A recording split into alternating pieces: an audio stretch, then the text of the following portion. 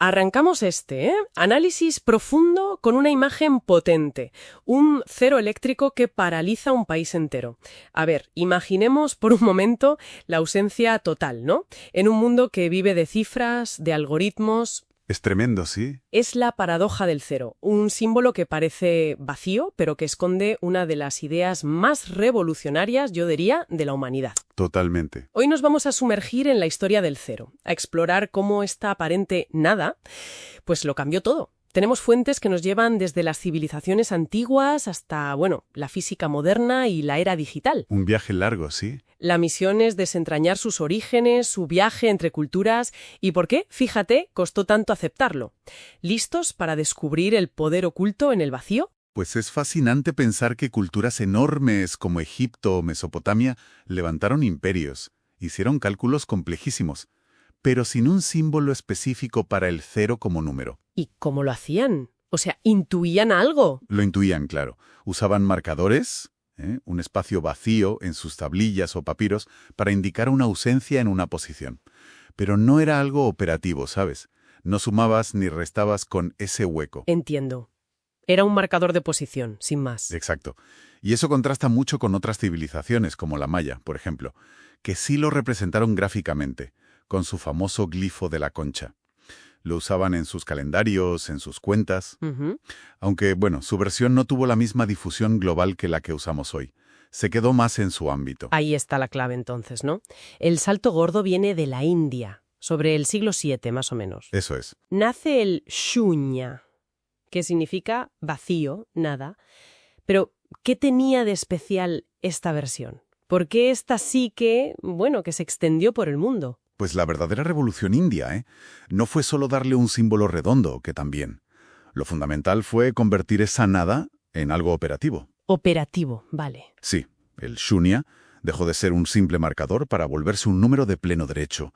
Un número con el que podías sumar, restar, multiplicar. Dividir por cero ya era otra historia. Eso siempre ha traído cola. Claro, eso sigue siendo un lío. Pero transformaron un concepto filosófico, el vacío, en una herramienta matemática activa. Y ese fue el cambio radical, el que desbloqueó las matemáticas tal y como las conocemos. Y esa herramienta, claro, empieza a viajar.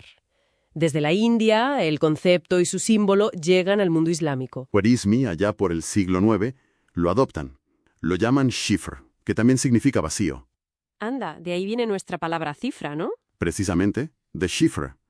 Ellos integran el cero en el sistema numérico que llamamos indoarábigo y desarrollan la aritmética, el álgebra, sentando las bases de lo que luego llegaría a Europa. Y el encargado de llevarlo a Europa, o al menos de popularizarlo, fue Fibonacci, ¿verdad? Leonardo de Pisa. Sí, a finales del siglo XII.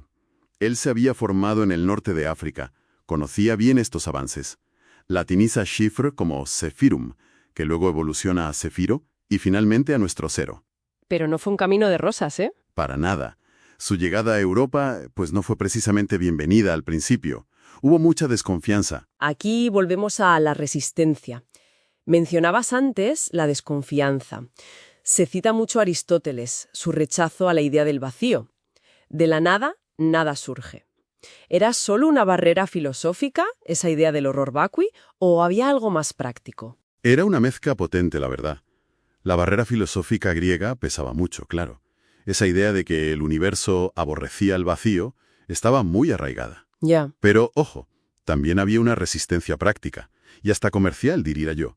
Introducir el cero y los números indoarábigos, pues amenazaba los métodos de cálculo tradicionales, como el ábaco. Claro, los que manejaban el ábaco perderían su poder, digamos. Exacto.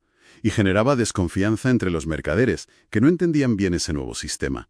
Fíjate que incluso figuras como el Papa Silvestre II, que ya hacia el año 1000 entendía su potencial por sus conocimientos de álgebra y astronomía, no lograron una aceptación rápida. Vaya tela.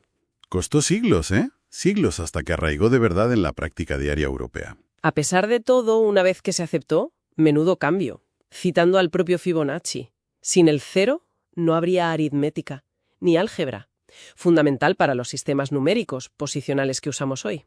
Es que eso es clave, el sistema posicional, donde el valor de un dígito depende de dónde está. Piensa en la diferencia entre 1, 10 y 100. Sin el cero para marcar esas posiciones vacías, es imposible. Imposible, sí.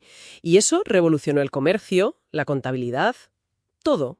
Y no solo el comercio, impulsó la astronomía de una manera brutal, la física.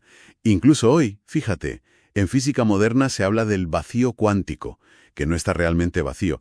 Es un eco fascinante de esa complejidad que el cero empezó a representar. Y bueno, ni hablar de la era digital, el código binario. Fundamental. Ceros y unos. Es la base de todo lo digital que nos rodea.